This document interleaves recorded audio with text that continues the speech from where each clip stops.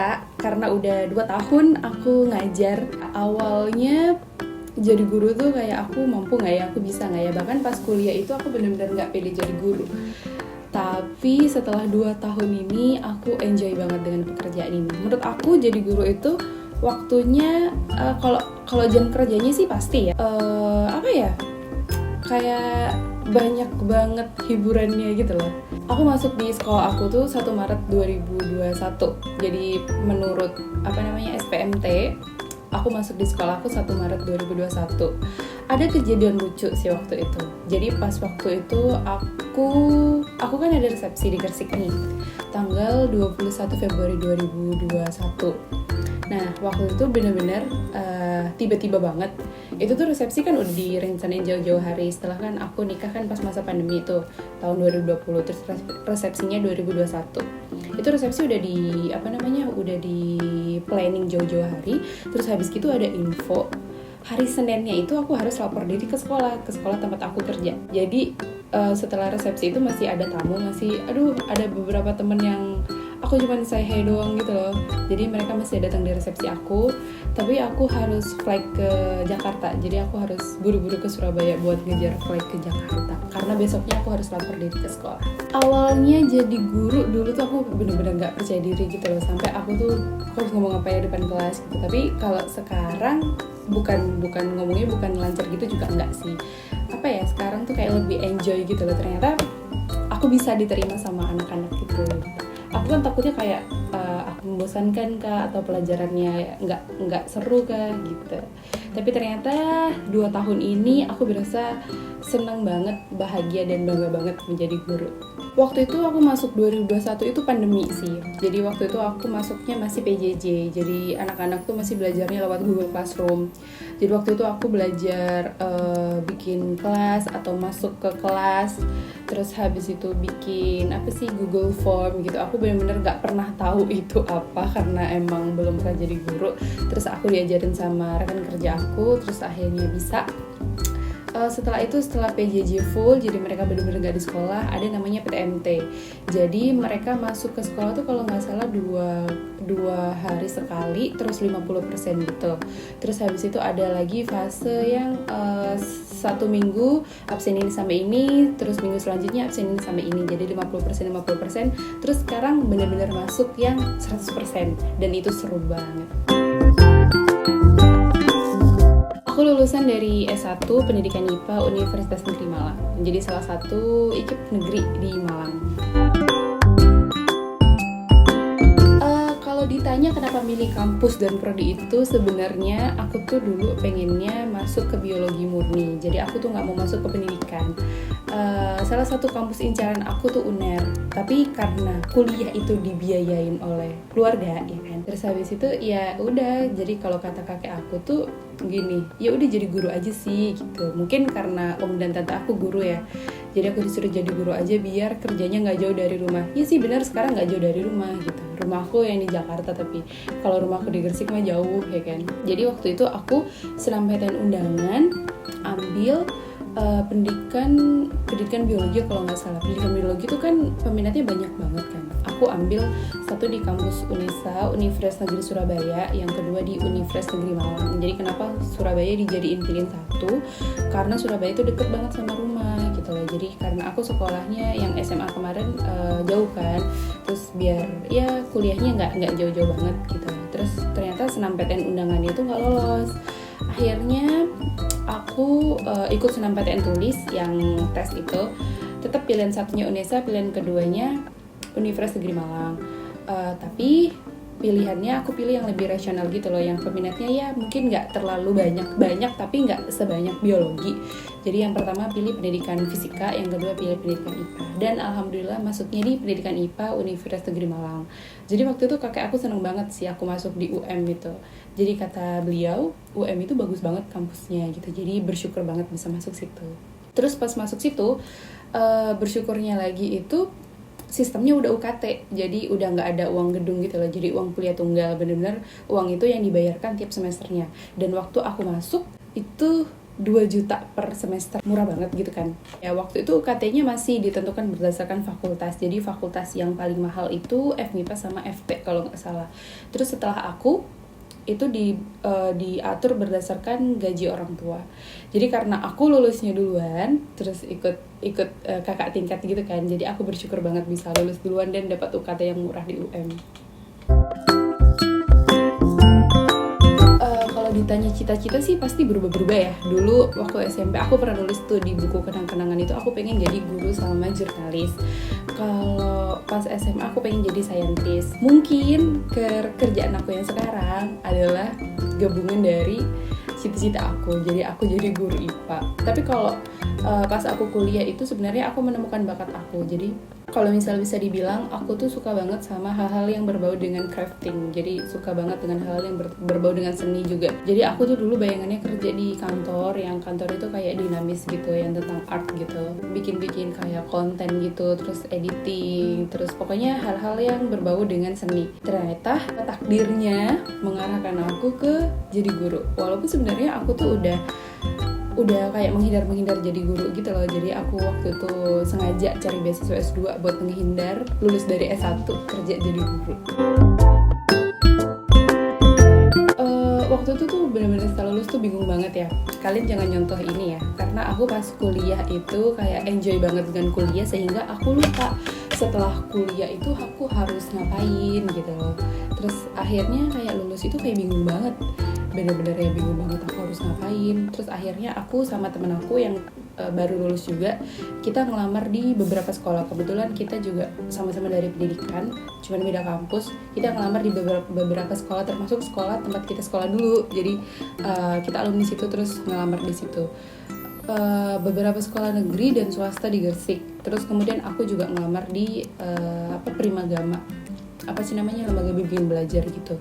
Jadi semua sekolah yang aku lamar sama temen aku tuh bener-bener gak ada yang manggil aku sama temen aku sama sekali. Itu tuh bener-bener kayak sedih banget, apakah harus pakai jalur orang dalam, apakah gimana gitu kan. Tapi waktu itu Primagama itu untungnya sih, jadi Primagama itu waktu itu manggil aku buat kerja di situ. Jadi pas Primagama itu aku kerjanya di 2 cabang. Aku kerjanya cuma sore doang, jadi tiap hari tapi cuma sore doang. Jadi kalau pagi tuh kayak nyiapin materi gitu.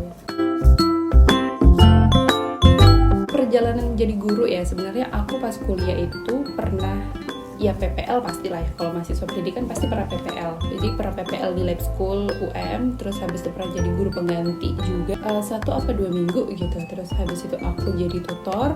Terus habis itu pas aku selesai, aku belum sih, pas aku masih S2 itu ternyata ada bukaan CPNS pas tahun 2018. Jadi aku masih tesis. Aku pikir pendaftarannya tuh udah berakhir karena kan aku ngurusin tesis kan. Terus kata teman aku, enggak kok, masih ada gitu, ikut aja. Ya udah iseng-iseng ikut kan. Tapi iseng-iseng itu aku bener-bener yang kayak gimana ya, aku mempersiapkan diri banget gitu loh. Aku beli buku, terus habis itu aku search kayak cari-cari penyelesaian, gimana caranya menyelesaikan soal ini gitu kan. Ternyata ikut seleksi 2018 itu, CPNS 2018, aku milih salah satu sekolah di Jakarta Timur juga.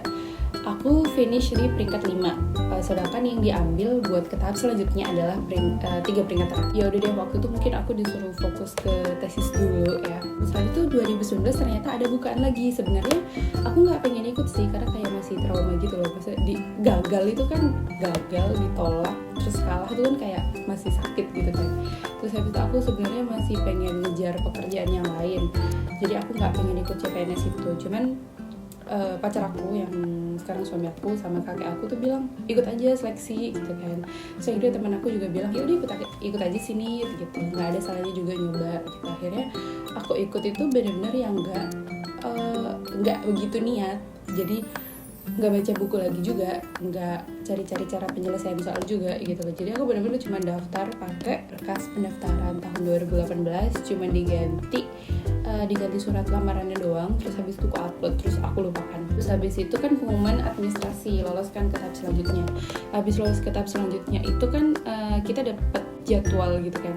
Kita dapat jadwal, terus aku tuh benar-benar yang nggak belajar gitu loh, yang kayak ya udahlah nanti berangkat aja gitu kan. Terus Habis itu si kakek aku telepon. Jadi ini tuh benar-benar satu momen yang aku harus belajar. Jadi kakek aku telepon, beliau bilang gini, kamu seleksinya kapan gitu kan? Hari ini tanggal ini. Ya udah, semoga lolos ya. Soalnya kakek udah doain kamu terus. Apa namanya, tiap sholat udah kakek doain semoga kamu lolos ke tahap selanjutnya. Gitu kan aku langsung mati gue gitu kan. Aku masalahnya tuh aku nggak belajar gitu loh guys. Masalahnya aku nggak belajar terus didoain. Jadi kayak aku nggak ada usahanya terus didoain kan. Iya bukan, aku nggak bisa memastikan bakal gagal ya, tapi pasti kalau misal gagal tuh aku pasti nyalahkan diri aku sendiri. Tapi beda lagi kalau misal aku tuh belajar terus habis itu didoain juga, terus habis itu aku nggak berhasil, itu kan berarti aku udah berusaha untuk mencoba. Tapi kalau aku nggak belajar tuh kayak nggak ada usahanya buat mempersiapkan diri gitu loh. Jadinya ya udah, setelah momen itu aku belajar paling 3 hari sebelum ujian sih aku belajar. Tapi aku belajarnya pun dari YouTube doang. Jadi kan ada kayak hitung-hitungannya gitu, ada hitung-hitungannya gitu tuh aku cuman lihat doang, nggak latihan. Jadi kayak Allah Akbar, gue tuh bener-bener kayak ya apa ya, enteng aja lah, kayaknya berangkat aja. Sekarang ngajar IPA sih, sesuai dengan prodi aku. IPA yang paling favorit, aku tuh suka banget sama materi yang bahas tentang Kingdom Animalia, yang itu vertebrata. Jadi waktu itu aku kuliah itu kan ada materi yang bahas-bahas tentang kayak Porifera, Mollusca gitu. Terus habis itu aku ingat ada satu kartun yang kok kayak gini ciri-cirinya gitu. Ternyata pas aku cari film SpongeBob SquarePants itu ternyata emang dibuat oleh guru biologi. Jadi bener aja. Jadi semua unsur, aku nggak tahu semua apa enggak, tapi sebagian besar unsur Kingdom Animalia yang vertebrata itu digambarkan di SpongeBob SquarePants. Jadi itu menurut aku kayak jenius banget dan aku suka banget materi itu. Aku sekarang ngajar di SMP Negeri 35 Jakarta. Waktu itu aku nggak tahu sih SMP 35 tuh di mana. Bahkan yang milih informasi pun nggak tahu SMP 35 di mana. Tapi kelihatannya SMP ini itu dekat dengan rumah. Terus habis itu nggak nyebrang. Jadi kan karena aku motorannya nggak begitu berani nih. Ya nggak punya SIM juga. Terus nggak di jalan raya besar juga. Akhirnya pilihlah SMP Negeri 35. Jadi pilih sekolah itu tuh karena ya emang karena kayaknya aksesnya mudah aja sih, bukan karena aku tahu sekolah itu. Tapi ternyata SMP 35 salah satu sekolah yang besar ya, jadi muridnya emang banyak banget. Rombelnya kan kelas 7, 8, 9 kan ada 33 rombel. Tahun lalu aku ngajar kelas 7-nya 3 kelas, kelas 8-nya 2 kelas. Kalau tahun sekarang dengan kurikulum Merdeka aku ngajar kelas 7-nya 5 kelas. Jadi mulai dari kelas G sampai kelas K. Kalau dibilang senang apa nggak jadi guru, jujur senang banget. Aku awalnya kayak nggak pede gitu, terus aku takut aku nggak puas gitu loh dengan pekerjaan aku sekarang. Ternyata aku enjoy banget, banyak banget hal yang bisa dieksplor jadi guru itu. Karena menurut aku jam kerjanya pasti, terus kerjanya juga pasti, meskipun ada kayak administrasi, tapi menurut aku nggak terlalu banyak lah. Terus habis itu mungkin waktu itu yang banyak itu karena aku masih CPNS. Itu tuh masih benar-benar yang ikut latihan ini, ikut latihan itu, terus gini gitu. Mungkin agak banyak dan agak terbengkalai lah ya. Tapi sekarang karena udah C-nya udah nggak ada, jadinya aku merasa kayak kerjanya tuh pasti dan jamnya juga pasti juga. Senang dan bersyukur banget. Suka duka jadi guru sama 2 tahun. Kalau sukanya sih pasti kalau di kelas itu melihat mereka excited sama pelajarannya, excited, terus mereka bisa, terus mereka kalau misalnya jam pelajaran berakhir kayak sini aja dong Bu gitu, ayo lagi dong belajar, kayak gitu sih. Itu seneng banget sih. Kalau dibilang dukanya tuh pasti kalau misalnya aku melihat mereka bingung sama pelajaran. Biasanya tuh materi tentang hitungan tuh kan agak susah. Terus aku lihat wajah mereka tuh bingung. Jadi aku pun introspeksi diri gitu loh. Apakah ini gara-gara aku? Apakah ini pelajarannya yang emang susah gitu. Jadi aku mencoba menjelaskan mereka beberapa kali tentang materi yang mungkin menurut mereka susah, terutama materi hitungan sih. Momen yang paling menyenangkan tuh pasti merasa dicintai, merasa dikangeni gitu loh sama mereka. Jadi kan aku sekarang lagi cuti ini 3 bulan, bener-bener berasa banget kayak ayo dong masuk lagi gitu. Atau kemarin banget pas aku tiba-tiba harus ke sekolah, harus tanda tangan SKP, itu pas aku nyampe di gerbang tuh mereka bener-bener kayak lari ke aku gitu, lari terus habis itu wanita, itu sih momen yang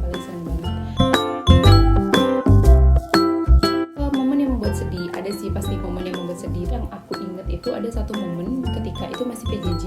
Aku PJJ kan pakai Zoom ya. Waktu itu kelas itu kan isinya mungkin 35-an orang atau 38, aku lupa deh isinya berapa. Tapi yang ikut Zoom tuh nggak nyampe 10. Jadi ada satu kelas ini yang ikut Zoom tuh nggak nyampe 10. Jadi aku tuh sedih, berasa kayak apakah pelajaran aku nggak menarik ya, apakah aku cara nyampeinnya nggak jelas ya gitu.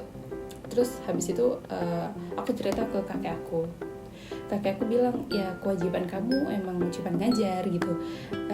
Giliran seperti ini kita kan nggak tahu mereka tuh apa ya, kesibukannya apa atau kekurangannya apa di rumah. Jadi kalau misalnya mereka nggak ikut, yang penting kamu udah menyelesaikan kewajibanmu ngajar.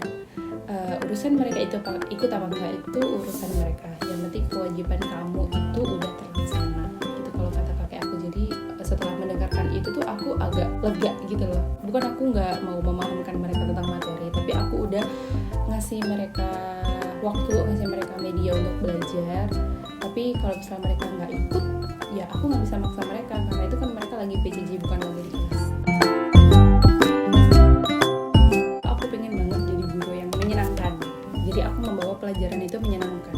Kalau bisa mereka tuh nggak berasa lagi belajar, kalau bisa mereka tuh berasanya lagi bermain tapi ilmunya tetap masuk. Jadi aku pengen banget banyak inovasi di pembelajaran itu, biar pembelajaran itu menyenangkan banget. Apalagi IPA kan materinya mungkin agak susah ya. Semoga materi yang aku bawakan itu meskipun susah tapi mereka masih bisa nangkep gitu. Mungkin nggak semua anak itu pandai di IPA, tapi aku pengennya mereka tetap enjoy belajar. Keberadaan Mima sebenarnya sih kalau dari segi waktu emang aku harus spare waktu. Kalau sekarang sih kayak spare waktunya agak banyak ya buat Mima, sehingga aku cuti pun full urus Mima gitu loh. Untuk urusan yang kayak bikin video atau urusan yang mikirin tentang materi pelajaran itu agak susah. Keberadaan Mima tuh pasti motivasi sih. Kita kan kayak aku kerja buat siapa sih kalau bukan buat anak. Manage waktunya kalau untuk sekarang mungkin agak susah karena kan dia masih kecil kan. Kalau nanti kalau dia udah ngerti manage waktunya mungkin agak lebih gampang ya, dan semoga tetap bisa ngebantu, istilahnya gimana ya, pengen memadu-padankan Mima dengan IPA gitu loh, biar bisa sama-sama jalan. Semoga kalian menjadi anak-anak yang baik, anak-anak yang bisa mengejar cita-cita kalian, anak-anak yang bisa membanggakan dan membahagiakan orang tua kalian. Terlepas apapun cita-cita kalian, semoga kalian tetap menjadi orang yang bermanfaat bagi semua orang. Juga kalian gak merugikan diri kalian sendiri, tetap jadi diri kalian sendiri. Ada satu quotes yang aku suka banget sih, dan ini relate banget kalau misal kita lagi lelah, khususnya lelah dalam belajar atau lelah dalam beraktivitas ya. Jadi ada satu kalimat mutiara dari Imam Syafi'i. Jika kamu tidak sanggup menahan lelahnya belajar, maka kamu harus sanggup menahan perihnya kebodohan. Jadi ini tuh benar-benar kalimat yang meresap banget gitu loh di aku. Kebodohan di sini tuh bukan kebodohan yang kayak nilai kalian di bawah KKM gitu, bukan. Kebodohan di sini tuh kalian gak ngerti tentang hal-hal tertentu. Misal bukan gak ngerti tentang pelajaran aja, jadi dalam hidup misal kalian gak bisa ngerti kondisi orang lain, kalian gak ngerti teman kalian lagi susah, teman kalian lagi senang, teman kalian lagi apa, itu menurut ibu sebuah kebodohan. Jadi semoga kalian tetap terus belajar agar kalian tidak menahan perihnya kebodohan di masa depan. Oke, makasih ya udah nonton video ini. Video ini khusus dibuat dalam rangka merayakan 2 tahun aku mengajar. Semoga aku tetap jadi guru yang amanah, guru yang menyenangkan, guru yang berinovasi. Thank you, see you.